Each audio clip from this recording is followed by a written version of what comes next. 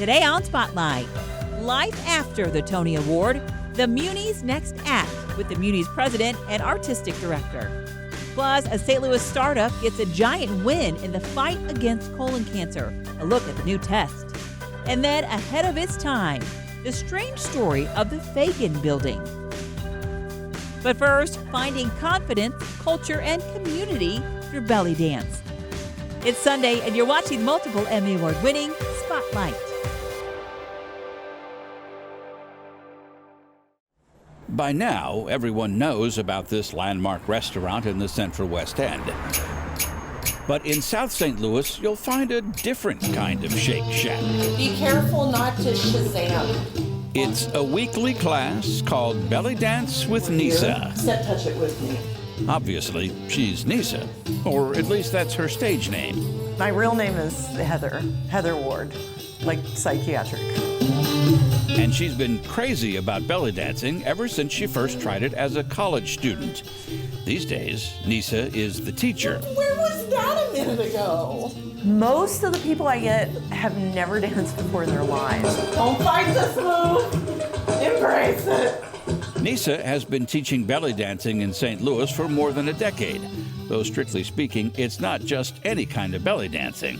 But if I advertise my classes as Rock Sharky with Nisa, no one knows what I'm talking about. Rock Sharky is the Egyptian style of belly dancing. And Nisa, aka Heather Ward, wrote the book on it. But Nisa admits when she first tried it, the last thing she wanted to do was talk about it. Oh no! I kept it secret for a long time. I wanted it to be just for me, and I also didn't want to have to explain, like, no, I'm not learning to be a stripper.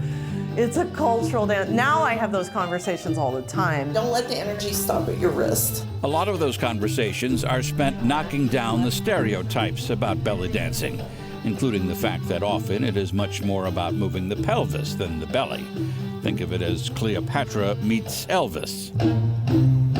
It is a lot of fun. So much fun. Donna Gladden literally followed in her family's footsteps. Her sister and mother are both belly dancers, but she says it's not an ability that's inherited, it's learned. I sucked. I really sucked. That was like literally the beginning. Was at level 1, couldn't even get the arms right, couldn't do anything really. But you don't have to be good in order to, you just have to keep trying and practice. Ball pivot. The ancient art of belly dancing was popularized and mythologized at the Chicago World's Fair in 1893. Three Shazam! 1, 2. In St. Louis, it's been taught in one form or another for about 50 years. I used to be quite a klutz, so it helped me a lot with placing my feet and learning how to not fall down stairs or trip over my feet or anything like that. So it's been good as far as body consciousness. Nisa's classes often have a kind of girls' night out feeling, but not always. Well, actually, recently I've been having classes with a guy. And that guy is this guy, Fadi Halabi, who moved to St. Louis from Lebanon. Belly dance is part of my culture. Everybody pretty much belly dances socially in Lebanon. The stage performances are usually done by women. But when you look at social belly dance, which is what people do in weddings, what people do, with their families, with their friends, it's both men and women. When you get all these people from all these different backgrounds in the same room, learning about a dance that comes from the Middle East, so it opens a lot of eyes, and that's something that I've found very important to me. If they have the stomach for it, so to speak, the bravest of Nisa's students dance in public. But whether seasoned performers or just nervous beginners, at Belly Dance with Nisa, everyone gets a fair shake. One of the very important things about this dance form is individualism. A lot of the dance is about personal expression of the music, and so to see them develop into their individual dancer is what I love the most. Right foot. Oh, yeah. For more St. Louis stories, subscribe to the HEC YouTube channel, Spotlight STL from HEC Media. 2025 Regional Theater Award goes to the Municipal Theater Association of St. Louis, the Muny. That's right. After more than 100 years, the country's oldest and largest outdoor musical theater, St. Louis's own Muny, is now the Tony Award-winning Muny.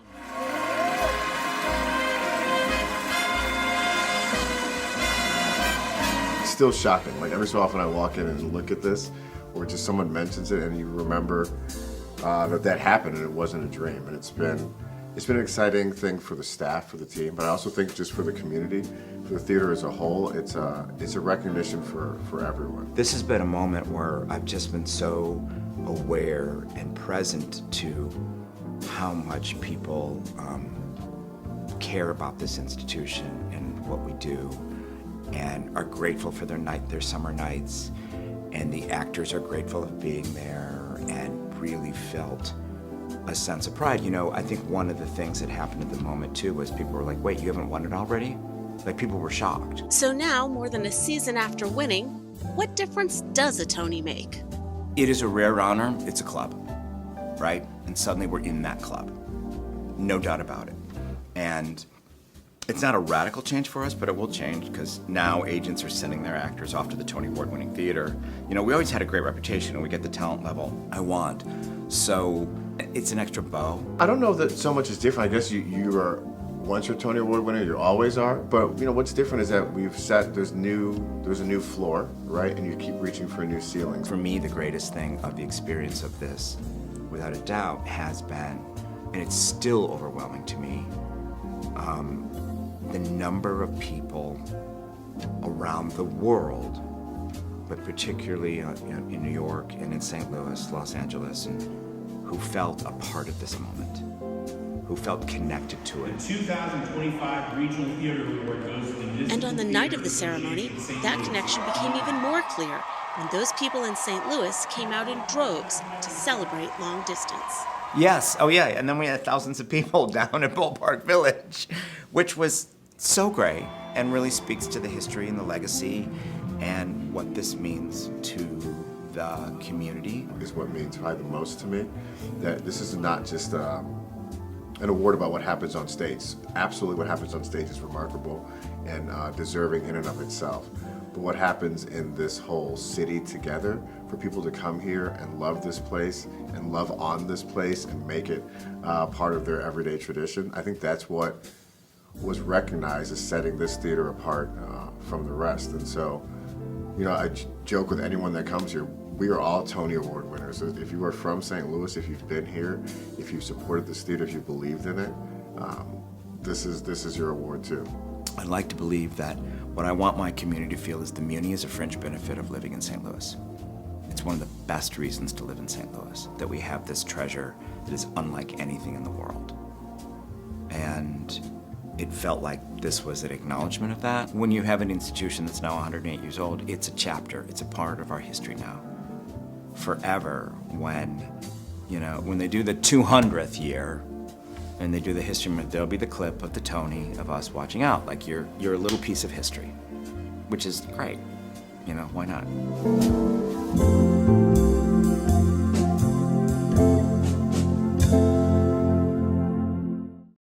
HEC Media has 6 YouTube channels, including science, history, art, authors, Black History, Achievement, and Culture, and all things St. Louis.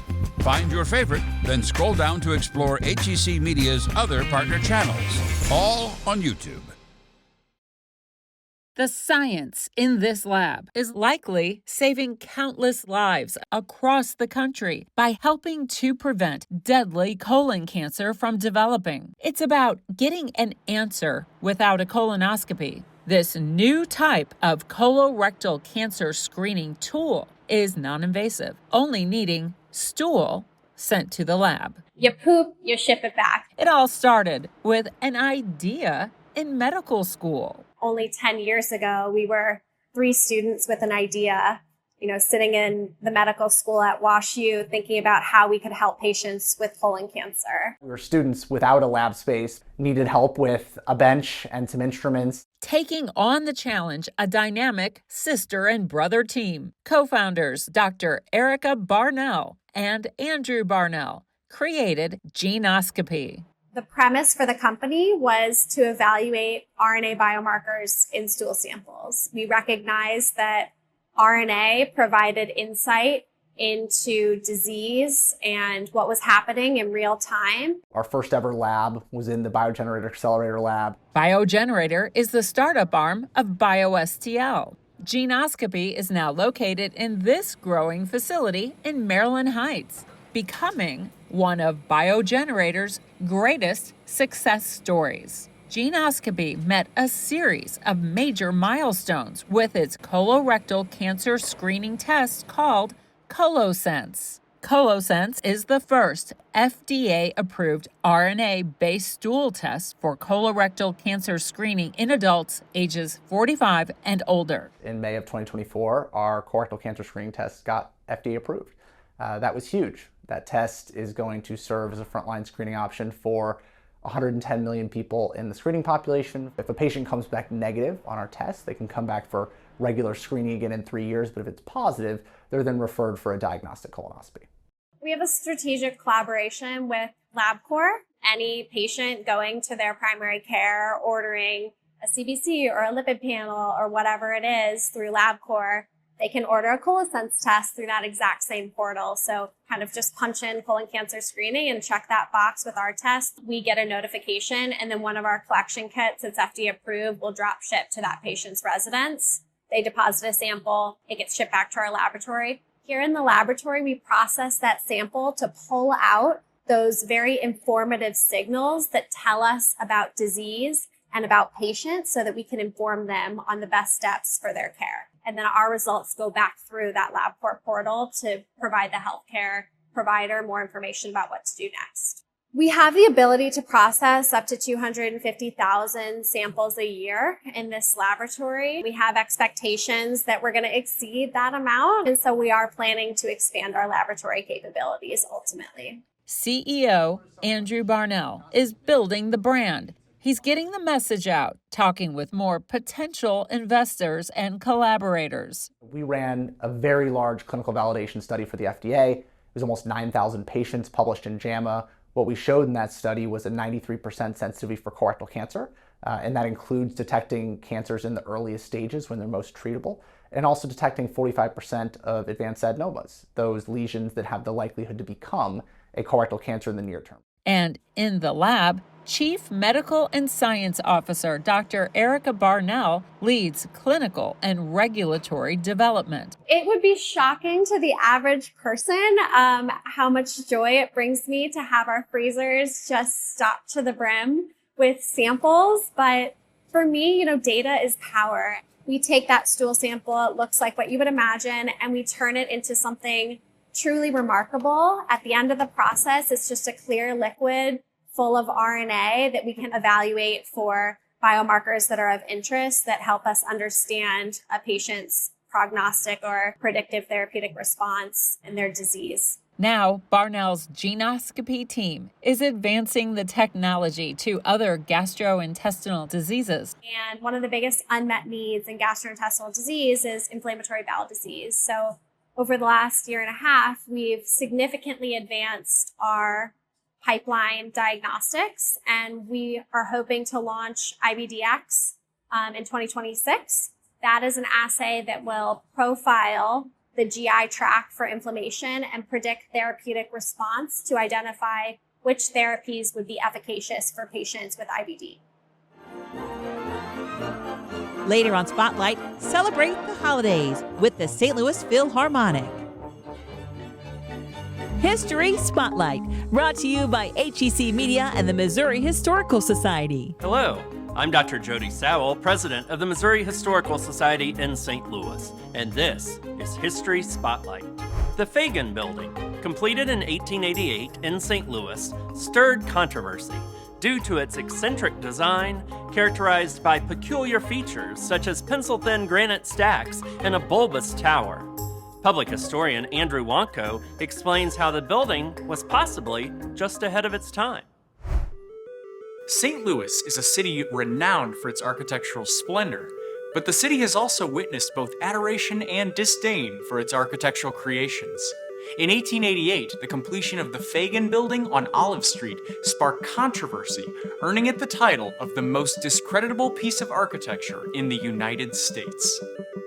Designed by St. Louis architect Charles Clark for his eccentric millionaire father-in-law Aaron Fagin, it reflected Fagin's unconventional tastes.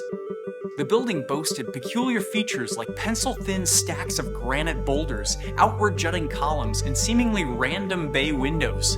Topping everything was a bulbous granite tower that looked like it blended elements of ancient temples and rustic log cabins. The Fagin Building's unconventional design created a spectacle that elicited fear and aversion among St. Louisans. Its vertical expanses of glass and imposing peak gave the illusion of it tilting forward, deterring pedestrians from even walking in front of it. The architectural community, including a national critic in the April 1893 Architectural Record, lambasted it as an atrocity and a staggeringly drunk disregard of decency. However, some historians suggest that maybe the Fagin Building was just a little bit too far ahead of its time, anticipating the modernist architectural movement that would soon rise. Just a few decades later, similar elements like vertical glass walls and inventive shapes would become emblematic of modernism, possibly reframing the Fagin Building as a pioneer in architectural experimentation. Unfortunately, we'll never get the chance to find out. After years of financial woes and public disdain, the Fagin Building's unconventional facade was eventually replaced with a conventional brick exterior in 1895. The whole building was ultimately demolished in 1918 to make way for the Arcade Building, a testament to St. Louis's ever-evolving architectural landscape. The story of the Fagin Building serves as a reminder of the dynamic interplay between architectural innovation, public perception, and the passage of time. While it may have been met with scorn in its own day, its legacy offers insights into the evolving tastes and trends that continue to shape our city's architectural heritage. To learn more about the Missouri Historical Society, visit mohistory.org.